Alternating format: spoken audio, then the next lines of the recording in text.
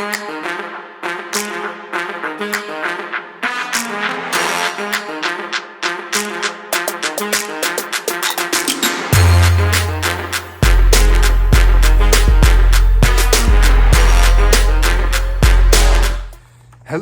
I hope you are doing well. My name's Kyler, and today we are continuing our series called Ready, Set, Go.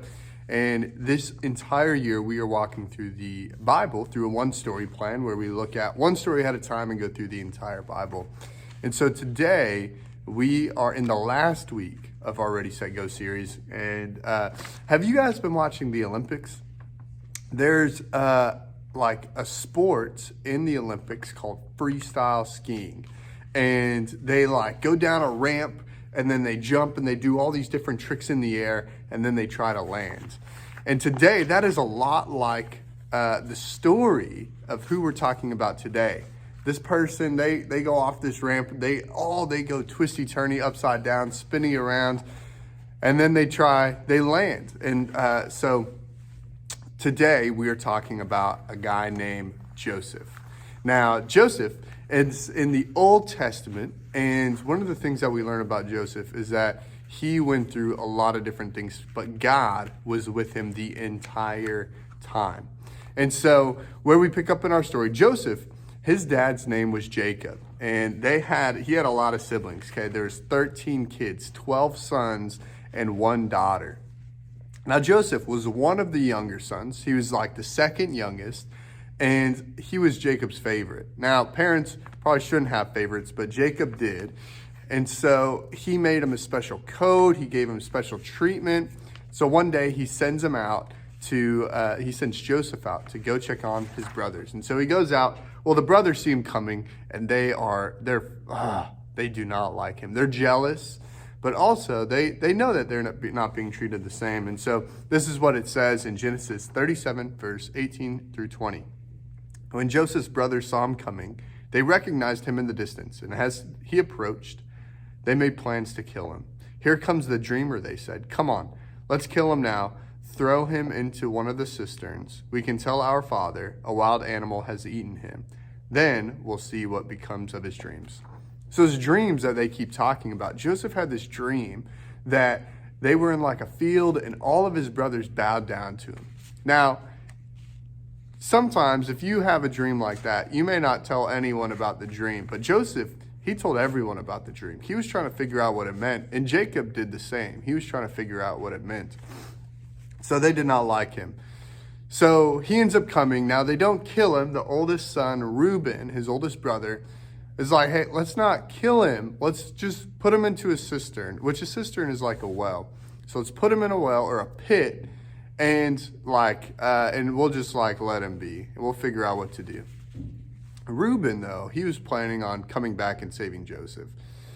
Well, he gets there. They beat him up. They throw him into the pit. And so there's an easy way to remember this story. It's the 4 P's of Joseph. So the first P is a pit.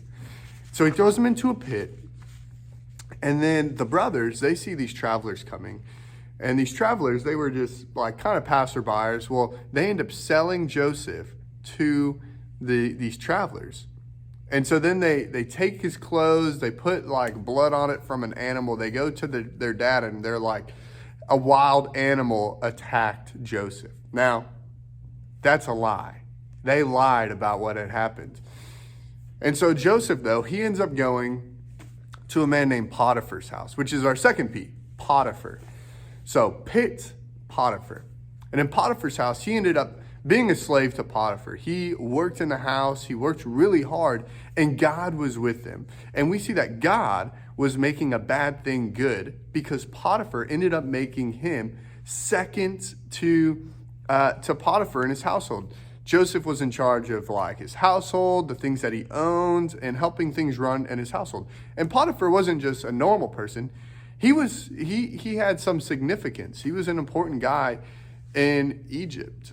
And so he ends up doing that. Well, there's one day that Potiphar's wife gets jealous of Joseph and ends up making an accusation, blaming Joseph for something he didn't do. And so Potiphar's angry because he believes his wife and throws him into prison. which is our third P, prison. And so while he's there, he is the guard in the prison starts to see how good Joseph was as a guy, and so he ends up making him in charge. Which again, God was making a bad thing good. God can turn a bad thing for good too. And so the warden puts him in charge of all the other prisoners. And so the Bible tells us about two other people that were in the prison. Now, one was a chief cupbearer, and the other one was a chief baker. So a baker and a cupbearer. Now, they have these dreams, and they're both kind of similar. And so they ask Joseph, they tell him about these dreams. And Joseph said, well, interpreting dreams is something that God does. And so you tell me them, and God may help me interpret the dream. And so they tell him. And Joseph knows exactly what the dreams mean. For the chief cupbearer, in 3 days he was going to be let out, and he was going to go back to his job.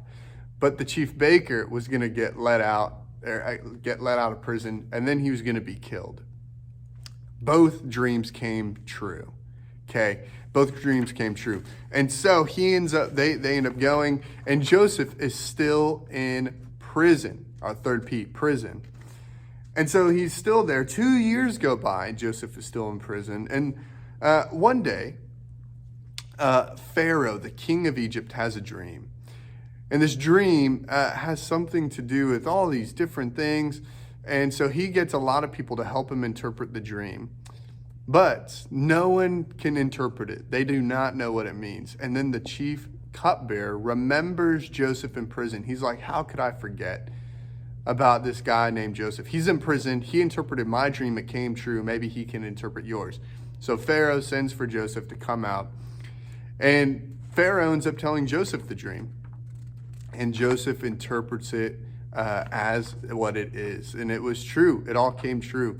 And so Pharaoh puts Joseph in charge, second in command in Egypt. So he ended up running a whole operation about what was to happen. And Pharaoh's dream meant that there would be 7 good years of harvest and then 7 years of famine, that it would not be a good harvest. And so God, again, made a bad thing for good. Okay. And then even then, afterward, because of this famine, everyone was coming to Egypt to get food, even Joseph's brothers. And so they come, and Joseph, in the end, was able to restore the relationship with his brothers and provide all the food that they needed, on top of many other things as well. And so God can turn a bad thing for good. And our fourth P is Pharaoh. So we have the first P, the pit; second P, Potiphar's house; third P, prison; and the fourth P, Pharaoh.